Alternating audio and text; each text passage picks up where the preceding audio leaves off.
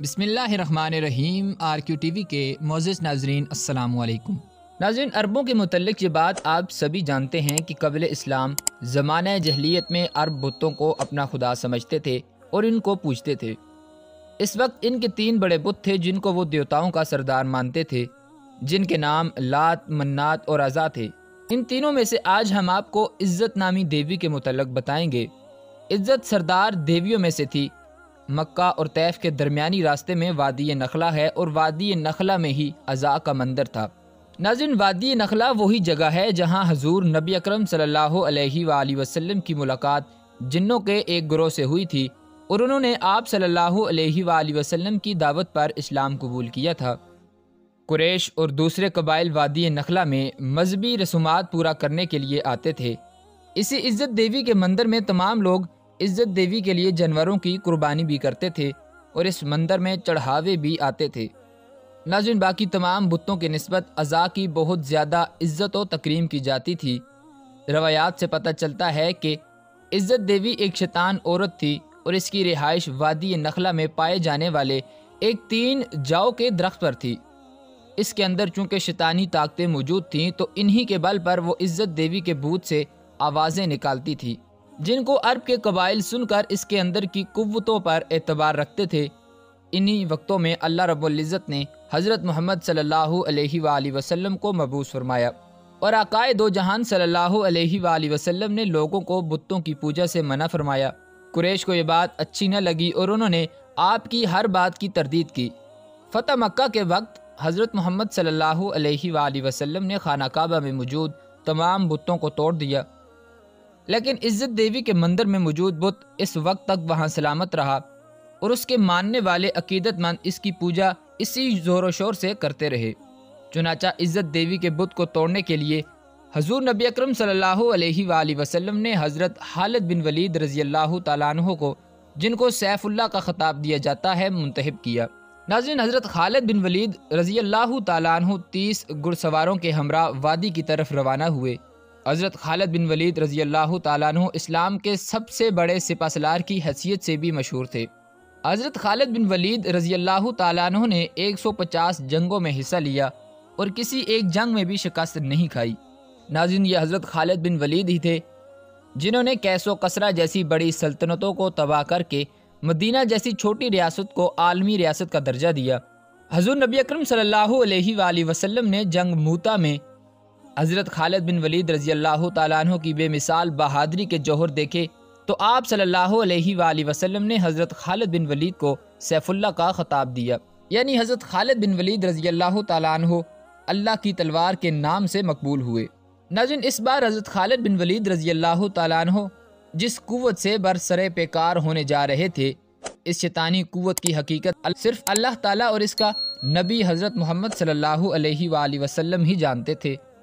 فتح مکہ سے کچھ روز قبل 25 رمضان کو حضرت محمد صلی اللہ علیہ وآلہ وسلم نے حضرت خالد بن ولید رضی اللہ تعالیٰ عنہ سے فرمایا کہ وہ وادی نخل کی طرف جائیں اور اس کے اندر موجود 3 جاؤں والے درخت کا رخ کریں۔ جہاں وہ 3 جاؤں والے درخت پا لیں تو ان میں سے سب سے پہلے 3 جاؤں والے درخت کو کاٹ دیں۔ ناظرین، آپ کو بتاتے چلیں کہ جاؤں سے مراد ایسا درخت جو خود بخود اگ جاتا ہے، اس کو انگلش میں ٹیمرس کہتے ہیں۔ یہ کسی بھی جگہ بنا آب پیاری کے خود بخود اگنے لگتا ہے۔ حضرت خالد بن ولید رضی اللہ تعالیٰ عنہ نے وادی نخلہ کی طرف سفر باندھا اور وہاں 3 جاؤں والے درخت کو تلاش کر کے ان میں سب سے پہلے 3 جو والے درخت کو کاٹ ڈالا۔ جب حضرت خالد بن ولید رضی اللہ تعالیٰ عنہ نے اس عمل کو انجام دینے کے بعد واپس آقائے دو جہان صلی اللہ علیہ وآلہ وسلم کی خدمت میں حاضر ہوئے تو آپ صلی اللہ علیہ وآلہ وسلم نے پوچھا کہ تو نے اس درخت کو کاٹا تو کیا تمہیں کچھ دکھائی دیا یا کوئی ایسی بات ہوئی ہو جو تمہیں غیر معمولی محسوس ہوئی ہو؟ اس کے جواب میں حضرت خالد بن ولید رضی اللہ تعالیٰ عنہ نے عرض کیا کہ نہیں سرکار، مجھے وہاں کچھ ایسا عجیب یا غیر معمولی محسوس نہیں ہوا۔ اس پر آپ صلی اللہ علیہ وآلہ وسلم نے فرمایا کہ تم واپس جاؤ اور وادی نخلہ کے 3 جاؤں والے درخت میں سے دوسرے درخت کو بھی کاٹ دو۔ حضرت خالد بن ولید رضی اللہ تعالیٰ عنہ نے حضور نبی اکرم صلی اللہ علیہ وآلہ وسلم کے حکم کی تعمیل کرتے ہوئے وادی نخلہ کے 3 جوں والے دوسرے درخت کو بھی کاٹ ڈالا۔ واپس جب خدمت اقدس صلی اللہ علیہ وآلہ وسلم پہ پہنچے تو آقائے دو جہان صلی اللہ علیہ وآلہ وسلم نے پھر ان سے وہی سوال کیا کہ اے خالد، کیا دوسرے درخت کو کاٹنے پر تجھے کوئی آواز آئی یا تم نے کچھ غیر معمولی محسوس کیا ہو؟ تو اس پر حضرت خالد بن ولید رضی اللہ تعالیٰ عنہ نے پھر وہی جواب دیا کہ نہیں یا رسول اللہ، مجھے کوئی ایسی بات محسوس نہیں ہوئی۔ آقائے دو جہان صلی اللہ علیہ وآلہ وسلم نے فرمایا کہ واپس جاؤ اور تیسرے جوم والے درخت کو بھی کاٹ ڈالو۔ حضرت خالد بن ولید رضی اللہ تعالیٰ عنہ جب اس مرتبہ حکم کی تعمیل کرنے کے لیے وادی نخلہ میں آئے تو دیکھا کہ ایک کبیر سورج شیطان عورت وہاں کھڑی ہے جس نے برہنہ حالت میں اپنے بال پھیلا رکھے ہیں اور انتہائی غصے کی حالت میں اپنے دانت پیس رہی ہے، اور اس عورت کے پیچھے اس عزت دیوی کے مندر کا محافظ بھی چلا آ رہا ہے۔ اس کا نام دبیہ بن سلمہ تھا۔ جب دبیہ نے حضرت خالد بن ولید رضی اللہ تعالیٰ عنہ کو دیکھا تو اس کبھی شکل شیطانی عورت سے مخاطب ہو کر کہا کہ اے عزا، خالد پر زور سے حملہ کر اور خبردار پیچھے نہ ہٹنا، اپنی اوڑھنی اتار ڈال، کیونکہ آج اگر تم نے خالد پر حملہ کر کے اس کو قتل نہ کیا تو یہ تمہیں شدید ذلت سے دوچار کرے گا۔ ناظرین، جب حضرت خالد بن ولید رضی اللہ تعالیٰ عنہ نے یہ سنا تو عزا سے اس کی طرف مخاطب ہو کر کہا کہ عزا، میں تجھے پاک اور مقدس نہیں مانتا، اور میں دیکھ رہا ہوں کہ اللہ رب العزت نے تجھے ذلیل و رسوا کر دیا ہے۔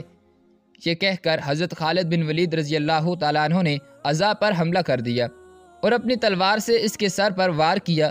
حضرت خالد بن ولید رضی اللہ تعالیٰ عنہ نے وار کے بعد جب دیکھا تو وہ شیطانی عورت جل کر راکھ بن چکی تھی۔